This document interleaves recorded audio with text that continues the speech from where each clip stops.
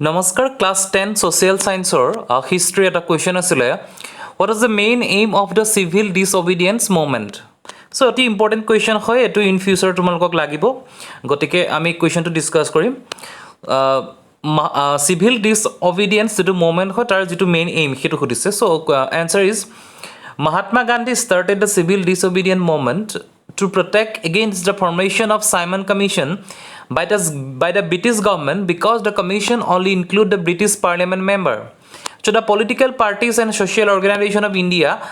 accused is as all white commission. মানে যেটো তোমাৰ সাইমন কমিশনে যেটো কমিশন ফৰ্ম কৰিছিলে তাত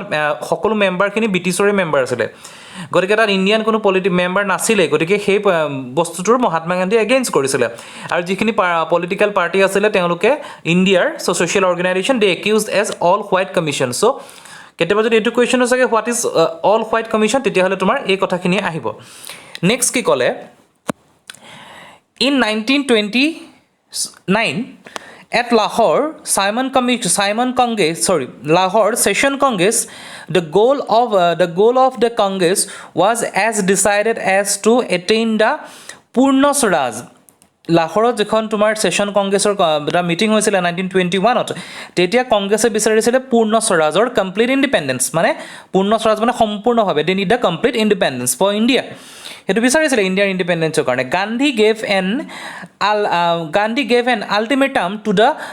ভাইসৰয় lord Irwin to remove the evils of the British rule with a list of demands so গান্ধীয়ে কি কৰিছিল এখন ডিমাণ্ড দিছিলে আল্টিমেটাম মানে এখন ডিমাণ্ড হয় যেটো তোমাৰ অফিচিয়েলি ডিমাণ্ড দিয়া যায় কি কৰিছিলে লৰ্ড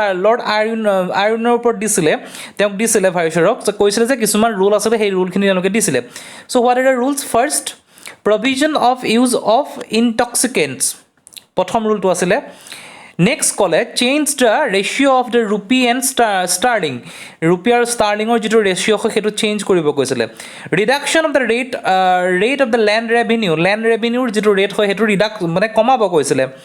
একচুৱেলি গান্ধী আৰউইনৰ যিটো এফেক্ট হয় সেইটোৰ ওপৰত আৰু এটা ভিডিঅ' আছে তোমালোকে চাব পাৰা চ' সেই পাৰ্টখিনিয়ে হয় ইয়াত খালি বহুতকেইটা আৰু এক্সট্ৰা কিছুমান পাৰ্টো আছিলে সেইখিনি পাৰ্টো ইয়াত দিয়া গৈছে এবলিউশ্যন অফ দ্য চল্ট টেক্স নিমখৰ ওপৰত যিটো টেক্স লগাইছিলে সেইটো আঁতৰাব লাগে reduction of military expenditure military যিটো খৰচা হয় সেইটো অলপ কমা মানে মিলিটাৰীৰ কাৰণে যিটো দিয়া যায় সেইটো সময়ৰ ব্ৰিটিছ মিলিটাৰীৰ কাৰণে সেইটো অকণমান এক্সপেণ্ডিচাৰটো কমাব কৈছিলে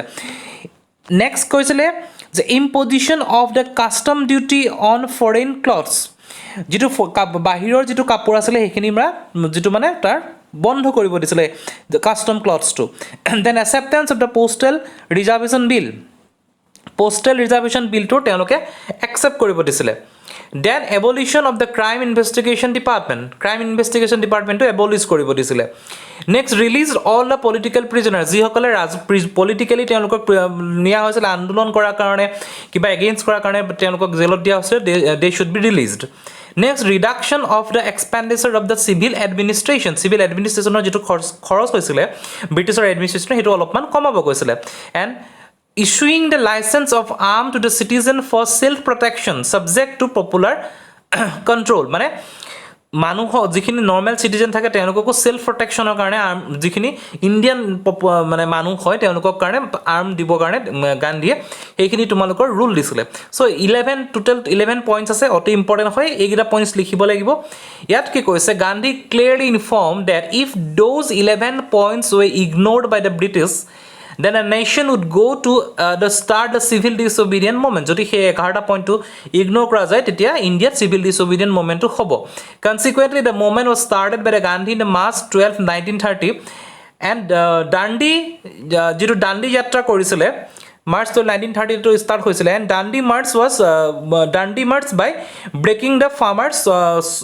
salt law আৰু তেতিয়া হেতু আৰম্ভ কৰিছিলে দাণ্ডি মাৰ্চৰ মানে through that Dandi March so এইখিনিয়ে হয় তোমাৰ এনসাৰটো ইয়াত কি ক'লে যে main aim of the civil disobedience মুভমেণ্টৰ যিটো এইমটো আমি ক'লোঁ তাত আৰু শ্বৰ্ট নোট হিচাপেও তোমালোকে এইটো লিখিব পাৰা গতিকে এইটো এখন এনসাৰটো থেংক ইউ